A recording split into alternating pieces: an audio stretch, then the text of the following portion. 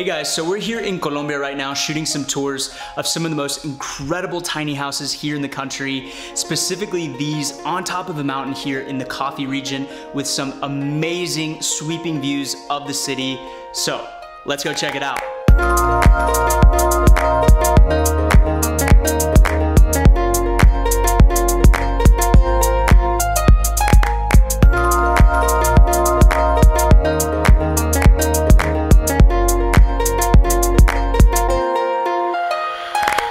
Hey guys, good morning or good afternoon depending on where you are in the world. My name is Alan here with Dream Big Live Tiny, and today we are filming this amazing tiny house, quote unquote. I'm saying that because it's actually 460 square feet, and I know some of you guys are gonna roast me in the comments saying that this is not tiny, which is all good and well, I don't mind.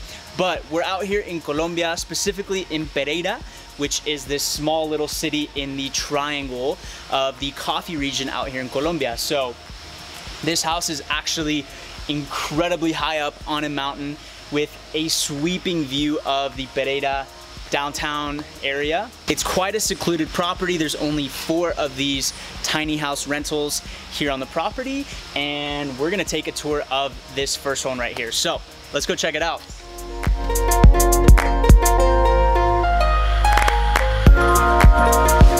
So this is our beautiful Pereira getaway, just outside of the city on top of a mountain. I don't know how high up we are, but based on the Uber drive that it took to make it here, I would say we're at least 1,000, 1,500 feet above the city. I will say that getting here was quite a trek, coming directly from the airport from that route, because our Uber basically took us through the mountain. But I'll give you guys some tips on how to get here safely. I'll share that at the end of the video. So this tiny house is 460 square feet. It measures about 34 feet in length and about 13.5 feet in width. So it's definitely larger than your traditional tiny house on wheels. In fact, it's pretty much right in the range of what you'll find in most foundation tiny houses, which fall somewhere in the range between 400 and 500 square feet. That's just kind of the sweet spot for permitting. So this is very much like what you would find in a foundation tiny house. In this case, this tiny house is set up with an open floor plan, much like a studio apartment. There are no walls dividing the kitchen from the bedroom or anything. So this that you see right here is the bedroom, living, lounging area. And obviously the highlight of staying in this little tiny house is this incredible view of the Pereira city. Assuming that you come on a clear day and it's not pouring. Right now we're in the rainy season, so we did get a little bit of rain, but that's what actually keeps this place incredibly green.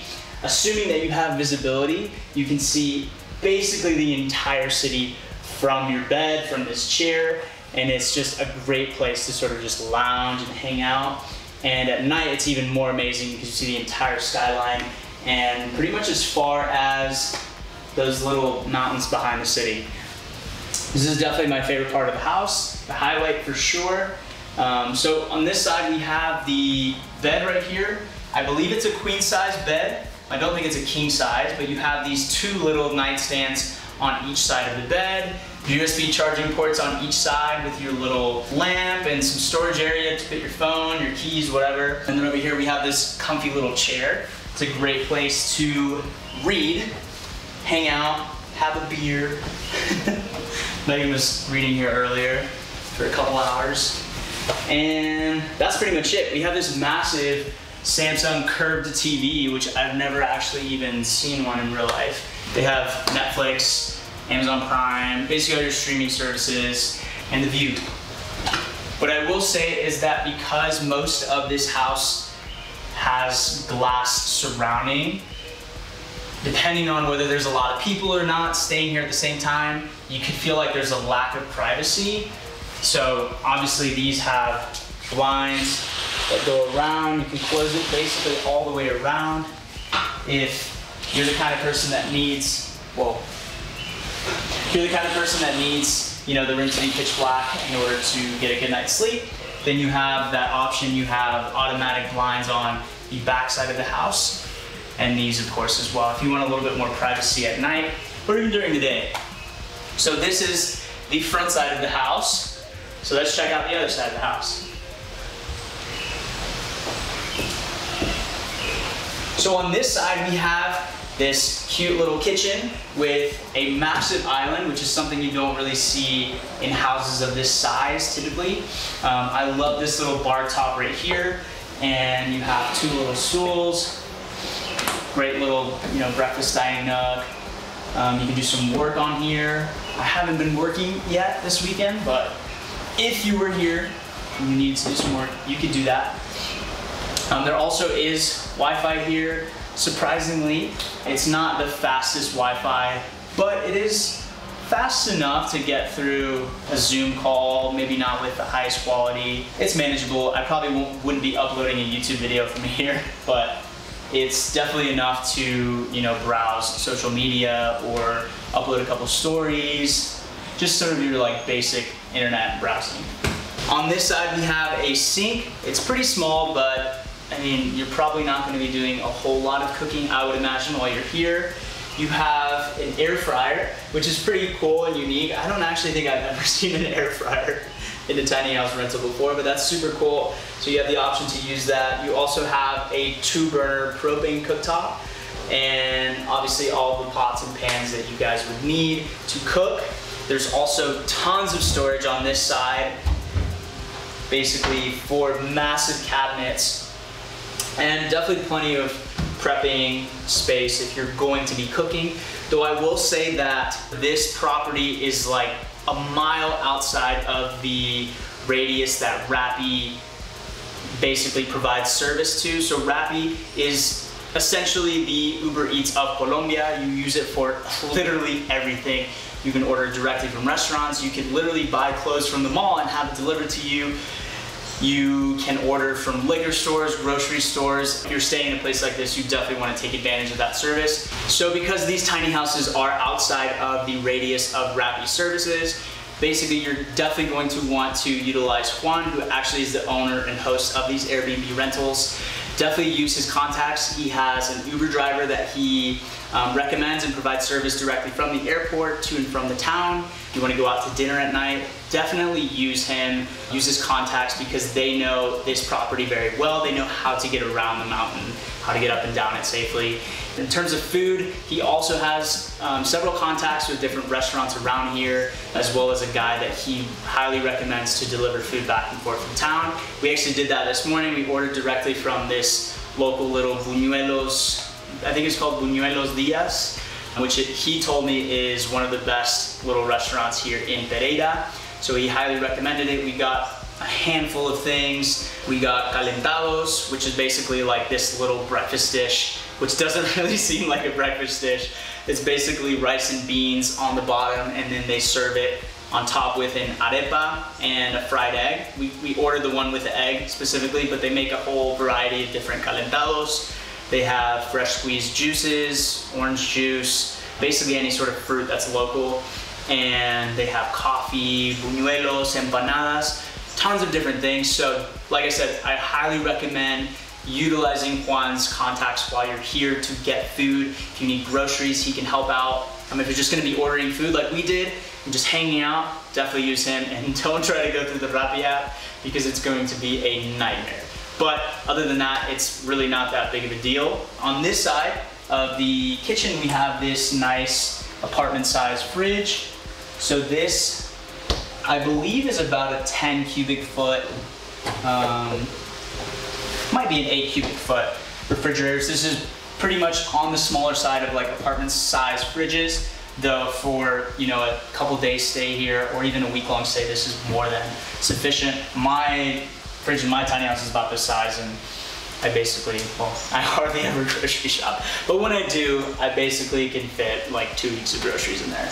But they also have tons of storage here. So you have storage for your pots and pans, they have wine glasses, they have a toaster in here, and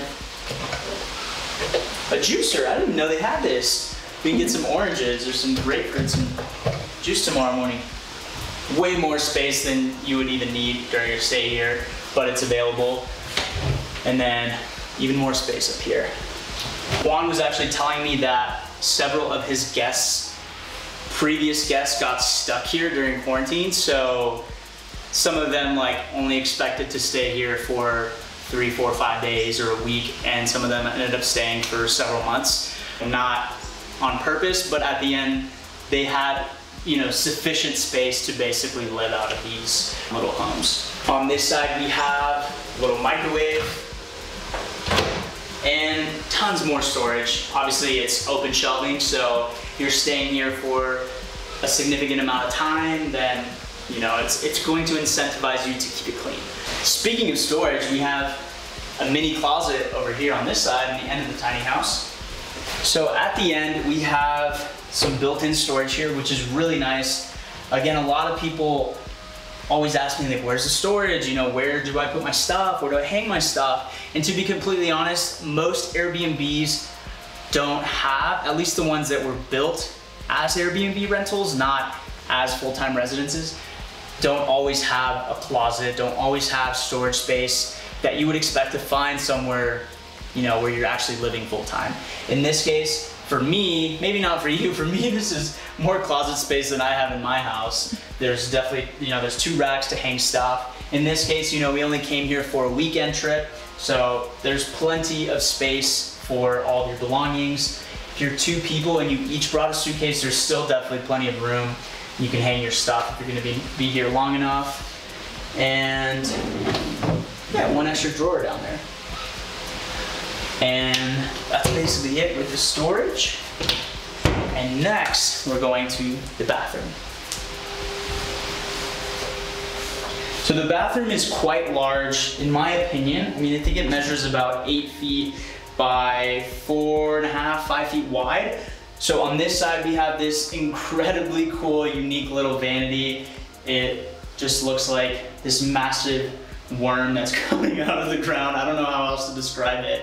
It's solid, well, it's hollow, but it's definitely porcelain and it's really heavy, but it's really unique. It's basically all one massive piece, and yeah, it's pretty cool. It's unique. We have a flushing toilet, which, you know, for all of you who are scared of composting toilets, you're gonna have your nice comforts, luxuries from home.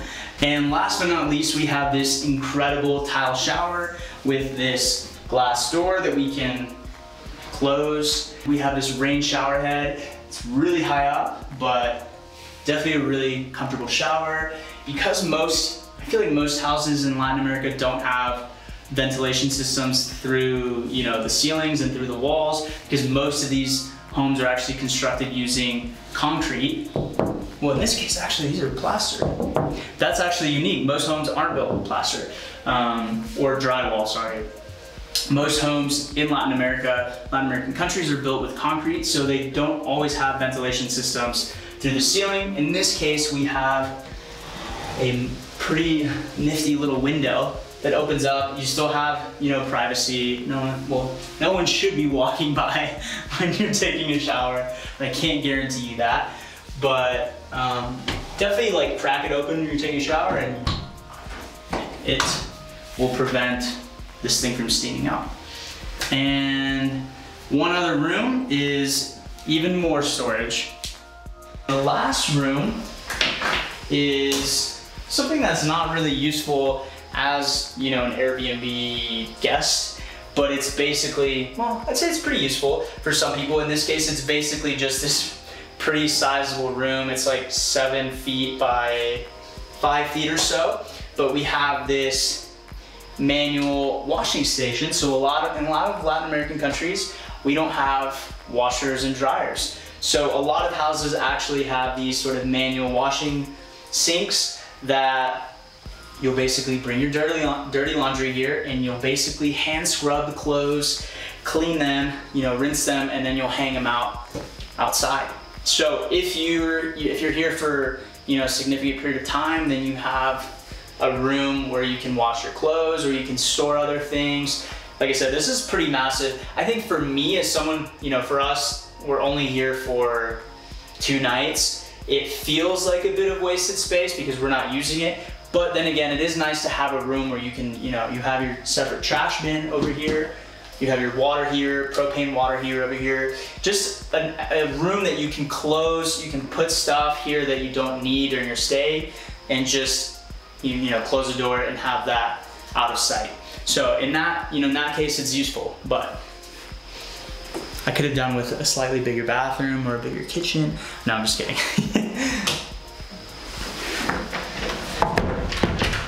So that's basically it, guys. This is our little tiny house Pereira getaway here in the mountains. I absolutely love staying here. It was quite a journey to get here. I didn't think we were gonna make it, honestly. I feel really bad for our Uber driver. We basically called this Uber when we were at the airport, put in the address, everything was good.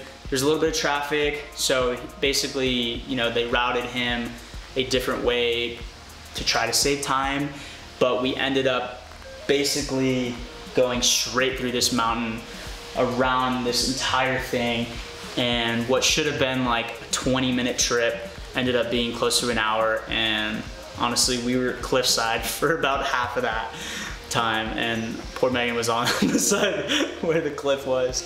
It felt a little more dangerous than I expected, especially because the Airbnb host didn't say anything about it being like a dangerous trek up here. So I was like, okay, well, wow, this is really up here in the middle of nowhere. Turns out we just literally took a completely different route than what you would want to take.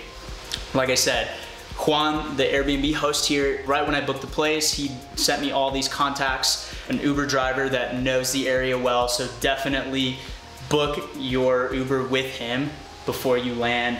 Like I said, he also has contacts for people that can deliver food.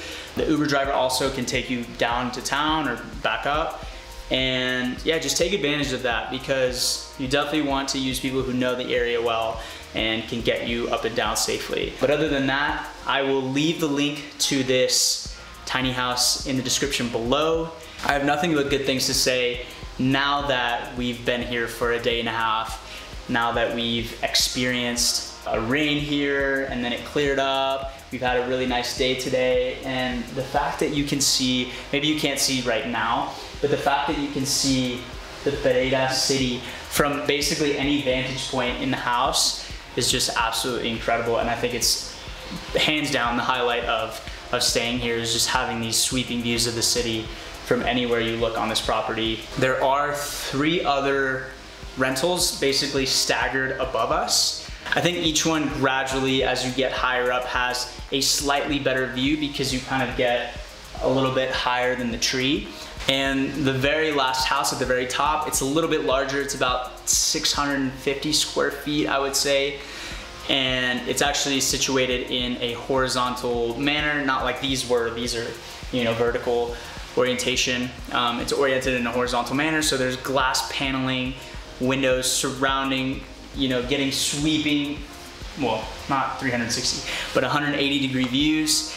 And it has this incredible rooftop deck with a hot tub, just an incredible view, absolutely incredible. In fact, the host was telling me that he originally built that house to be his personal residence, and I think he ended up renting it out once or twice on Airbnb and got an insane amount of interest for that specific property. So he started renting that one out as he was building his primary residence.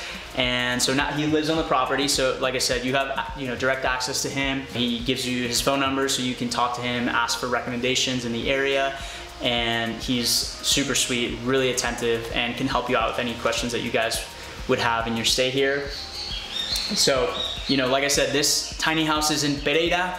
We flew in from Medellin, so it's definitely a place I would recommend doing like a weekend trip to.